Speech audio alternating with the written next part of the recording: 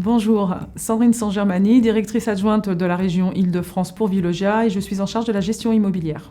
Bonjour, Sébastien Guyot, je suis directeur technique chez ADI, Etika Développement Immobilier, qui est un promoteur nantais qui intervient sur le territoire en Bretagne et Pays de la Loire. Bonjour, Franck Durand, directeur du patrimoine chez Fersem Immobilier. Nous protégeons systématiquement nos biens vacants contre les intrusions et on y pose systématiquement à minima des portes de sécurité et des alarmes. C'est systématique.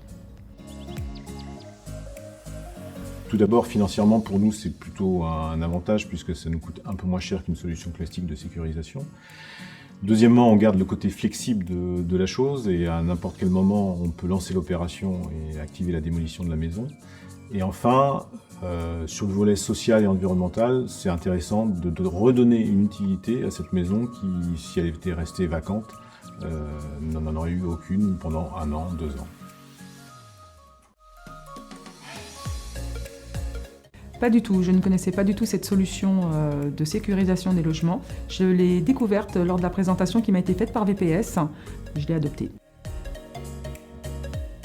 Écoutez, concrètement, on ne se pose pas la question, on appelle VPS, VPS audite notre bien et en fonction de ce bien, il nous dit si la solution résident temporaire est la meilleure solution pour le bien. Ce qui me plaît le plus dans cette solution de protection, c'est que nous pouvons nous dispenser des portes de sécurité qui sont très austères.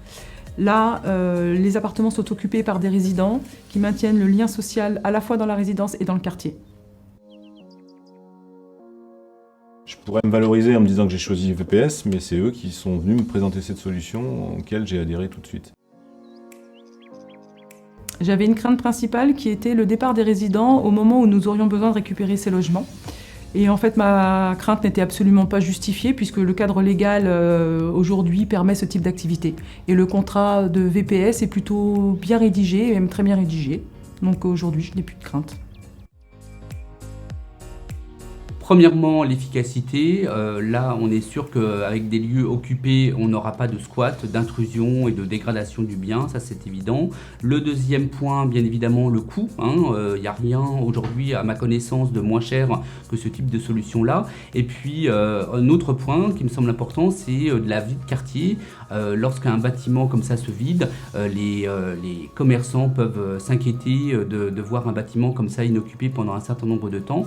Là, aujourd'hui, la vie de quartier continue puisque le bâtiment reste occupé avec ses résidents temporaires. Alors tout à fait. Sans aucune hésitation. Oui, j'aurais bien aimé que VPS me présente cette solution plus tôt. Ça nous aurait fait faire des économies. Oui, bien sûr, c'est une solution très pertinente. Oui. Sans aucune hésitation.